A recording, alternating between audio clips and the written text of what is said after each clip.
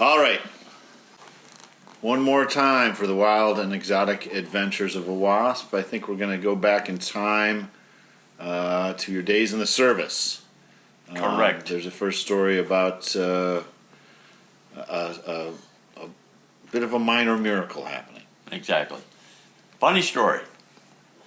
When I was in the Army, I took my training at Fort Knox, and then I got assigned to what was called USARPAC, United States Army Pacific.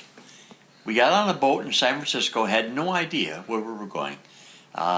We got to Hawaii, they called my name, I got off. So I was stationed in Hawaii for almost 2 years.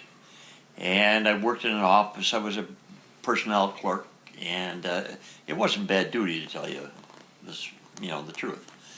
The bad news was that the division, 25th Division, had just come back from Korea. And in Korea, you don't play the Army game very much, but you came back, and we had full field inspections and all this stuff going on all the time. But other than that, it was a pretty good life. But the story involves a friend of mine, Emmanuel Scrofani, who was the general secretary. And he worked just the office down from me. We were in the headquarters battery. We got to be friends. We did some stuff. Well, he got out about 2 months before I did. He was from New York, from the Bronx, but he said, I'm not going to go back to New York. I'm going to go to San Francisco. So he did that. He went to San Francisco, and he mailed me a letter and told me about this place that he had found. And lo and behold, the guy who got assigned to our unit had just come from San Francisco. And he sees Scrofani's letter on my desk one day and looks at it, at the return address, and said, that's the apartment I just left in San Francisco about a month ago. I said, you got to be shitting me. You mean you left it, and my friend from here went there and got that apartment? He said, yep, sure as hell. So I wrote a letter to Scrofani. I said, I've gotten to know you a little bit, but I'll bet you just rented this apartment, and I'll bet when you look out the window here, you're looking over the San Francisco Bay. If you look out to your right, there's a hotel there named the Hotel something. And and I sent him the letter. He writes back and says, what the hell's going on? He said, I can't believe you described exactly what this apartment is like. Well, I think we wrote 2 and 3 letters before I finally let him in the secret. He had taken over the other guy's apartment. Funny story. Small world. That's great. Yeah. All right, we'll move on. Maybe another story that has a little bit to do with the banjo. All right. When I took my basic training, I took, basic Army training was 8 weeks. You learned how to shoot a gun and I was in Kentucky. Stab people and stuff. That was at Fort Knox, Kentucky. And then while you were doing that, you took a bunch of tests.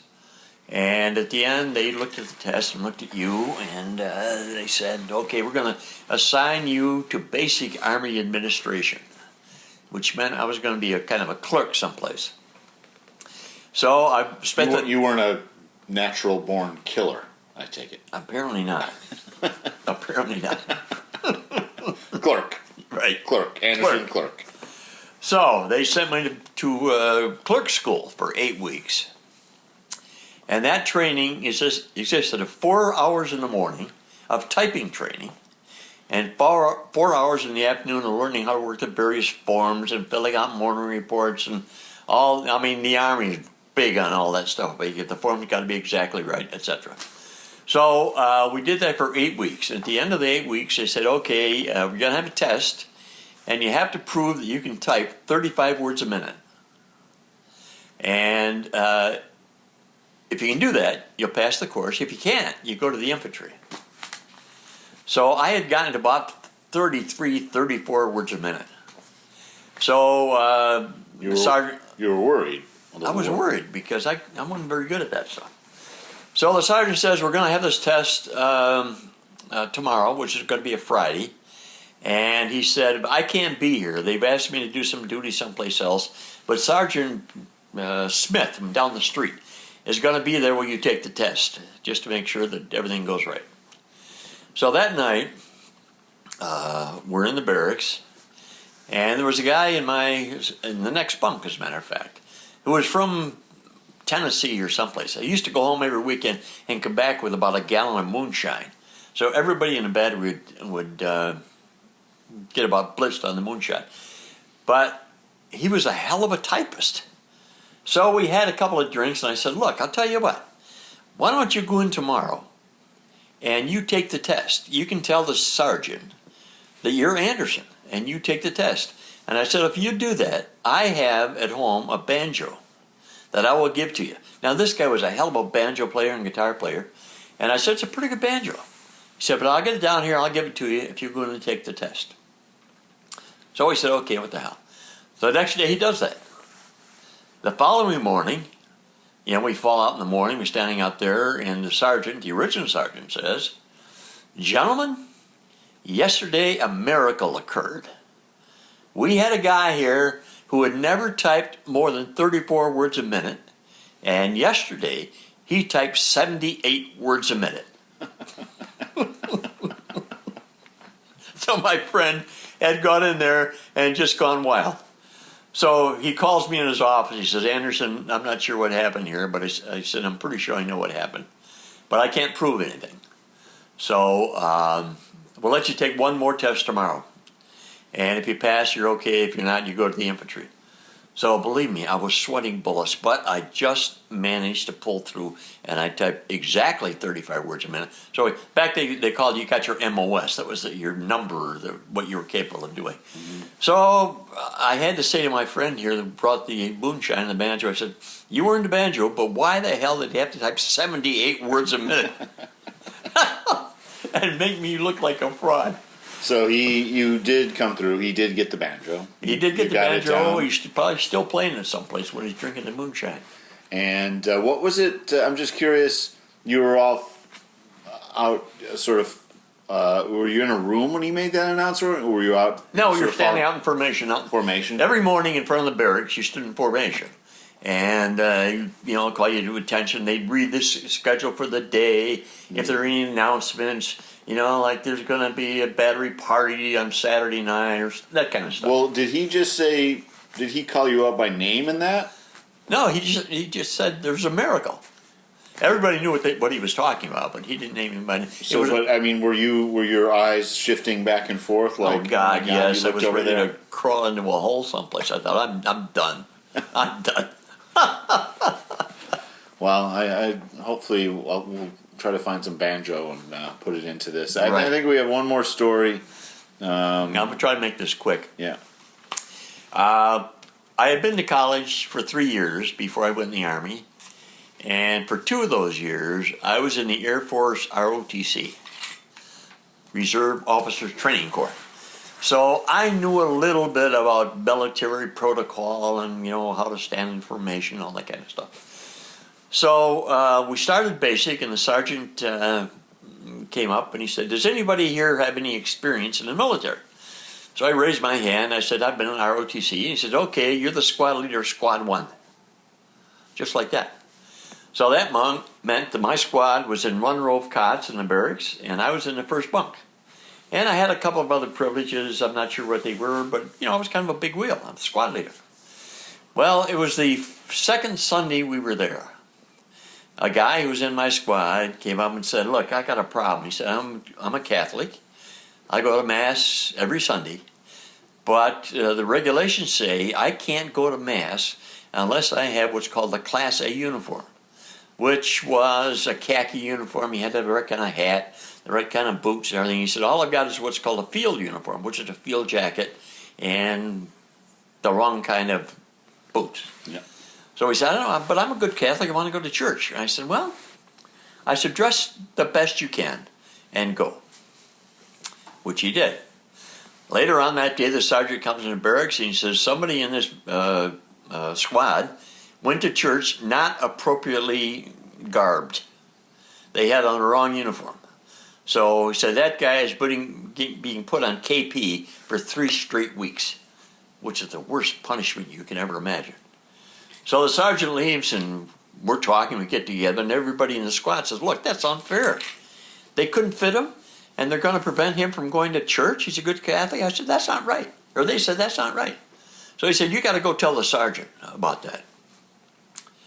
So the sergeant was across the street washing his car.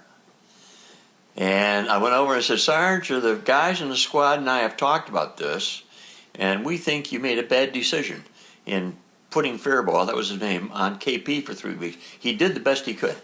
So the sergeant didn't blink at all. I said, oh, that's what you think, huh? Oh, okay. So I left, and there used to be a golf course called Anderson Golf Course, as a matter of fact, that we went out to on Sundays. It was in Hawaii? Well, no, it was in Fort Knox, Okay. Kentucky. So we went out there and had a few beers, had a good time, played pool. And we came back. We had, we got something to eat out there, so we came back probably 9 o'clock at night. So I go to my bunk, and there's somebody in there. So I shake him and say, wake up. I said, you're in the wrong. He said, no, you're not the squad leader anymore. You are now in the last bunk, down to the end of the row. I went down there. There was all my crap rolled up on top of my bunk, my mattress, my field locker, everything. So the story was the sergeant didn't think I should have questioned him about it, so he appointed somebody else squad leader, and I'm down to the end of the bunk, and that was my early education in Army discipline. You don't say the guys and I thought you made the wrong decision. Sergeant says something, you do it. Not to your commanding officer. Exactly.